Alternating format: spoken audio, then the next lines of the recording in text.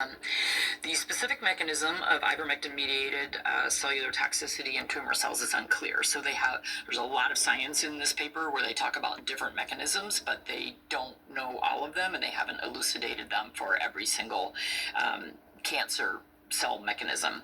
And here's where they kind of allude to what I've been saying. As the cost of the research and development of new anti-cancer drugs continues to increase, drug repositioning has become increasingly important. Drug repositioning refers to the development of new drug indications that have been approved for clinical use.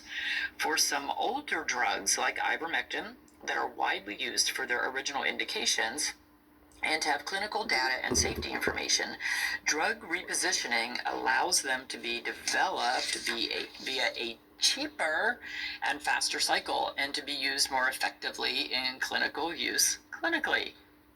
Except we're not. All right, so we're going to talk about some of the different cancers. Breast cancer. These are human studies. There's a couple of animal studies thrown in here as well, but remember, a lot of these cancers that we study and we see in humans, we're using animal models a lot of times to get the research done.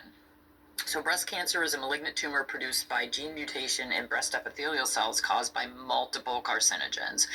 The incidence of breast cancer has increased each year. It has become one of the female malignant tumors with the highest incidence globally.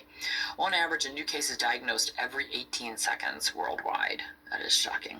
After treatment with ivermectin, the proliferation of multiple breast cancer cell lines was significantly reduced. And one study showed that ivermectin could inhibit the proliferation of canine breast tumor cell lines by blocking the cell cycle. So see, a lot of times they're using animal models to look at what can be done for humans as well. And recent studies have also found that ivermectin could promote the death of tumor cells by regulating the tumor microenvironment in breast cancer. So their microenvironment is where all the nutrients lie that feed the cells, and ivermectin can disrupt and change that microenvironment so that the cells are not getting nutrition. Ivermectin regulates the tumor microenvironment and mediates immunogenic cell death, which may be a new direction for research exploring anti-cancer mechanisms in the future.